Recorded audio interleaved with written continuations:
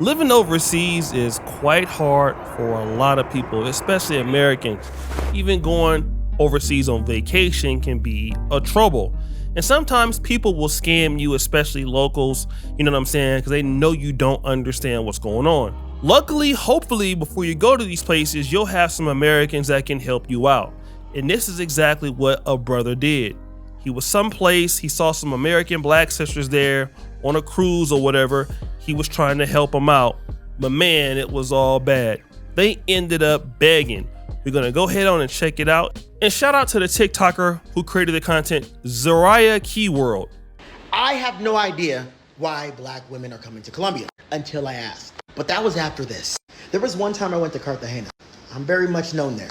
I went on my favorite trip, which is the Shalom trip. And I went by myself. I'm having a great time. Music is blasting. The women look good. I look to my right, there is a group of black women. Had to be about 9 to 11 of them. So deep down in me, I was like, I gotta make sure they're good. That's just naturally within me.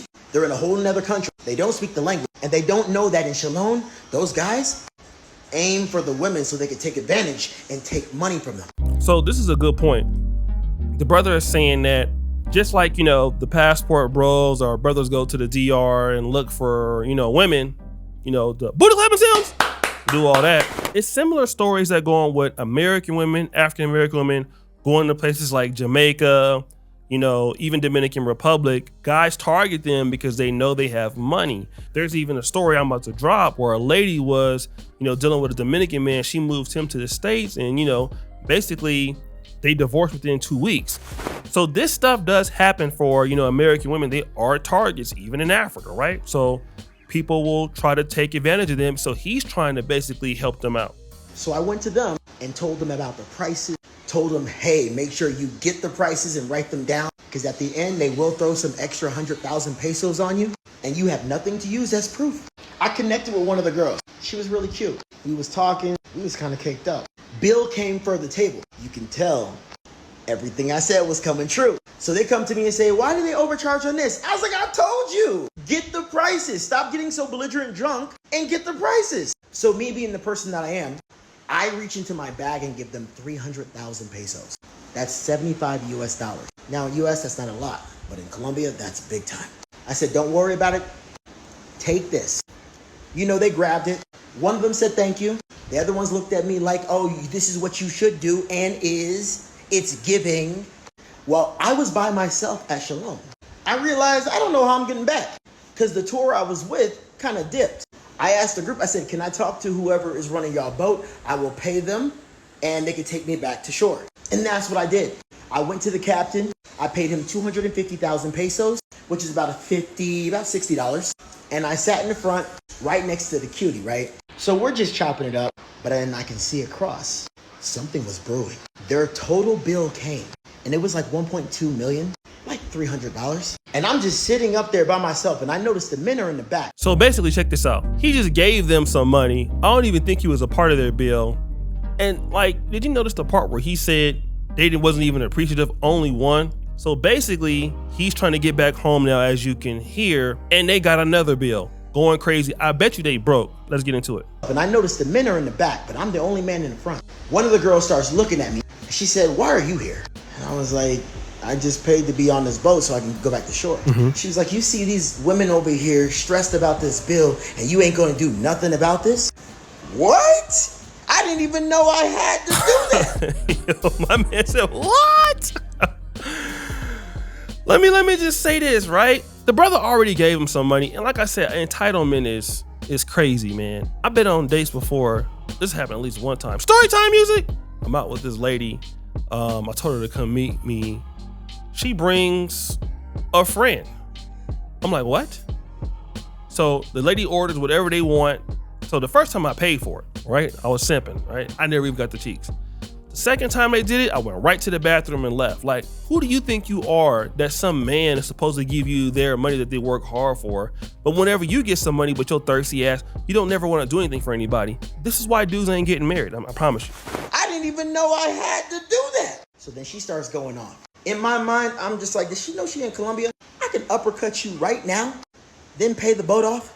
And nobody will even know. Oh my God! No, don't do that. That's messed up. But people got to understand when you're basically going overseas, like I said, a lot of the stuff that you would do in America, you can't do someplace else, right? Like I'm in Uganda, a lot of the things that I would do, complaining about certain things in America, give me your manager, all this stuff, hey, it's not gonna work here.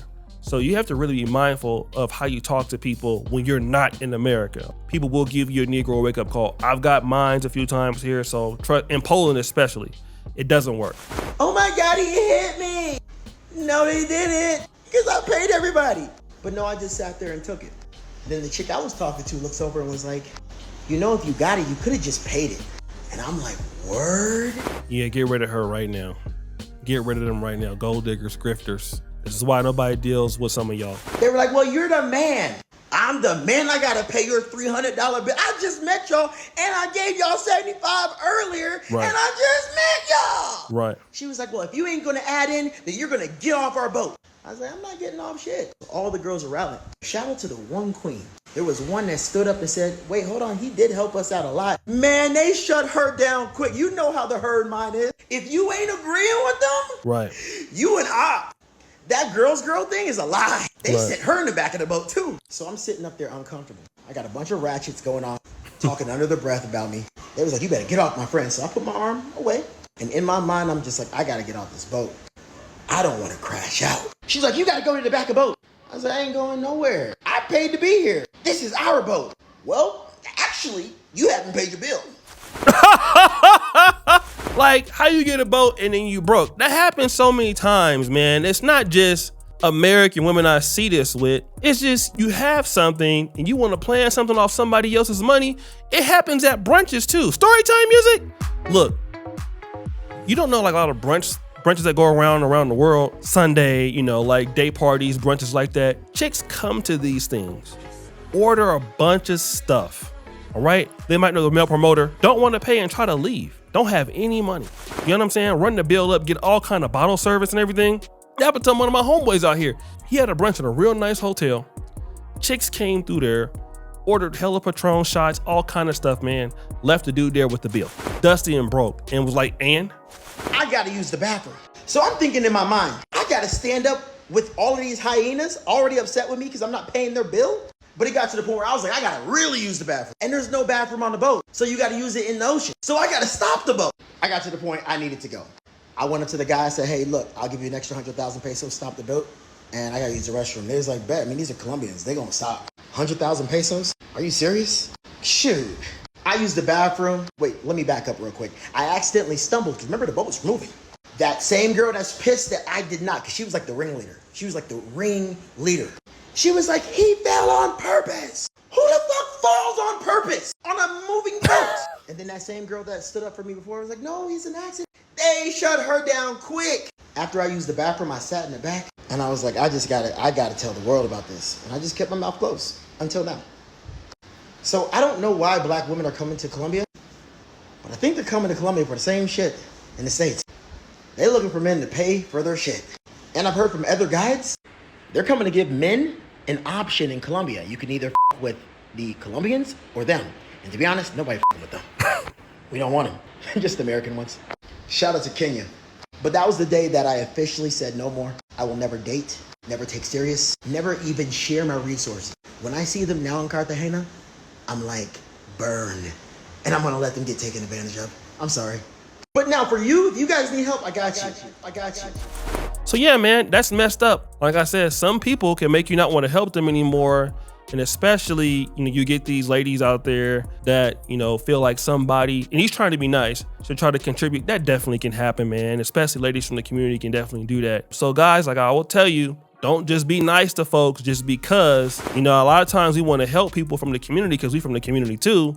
But look, man, sometimes they gotta take the L on their own because they're not gonna appreciate it anyway, all right? Let's check out another thing he said.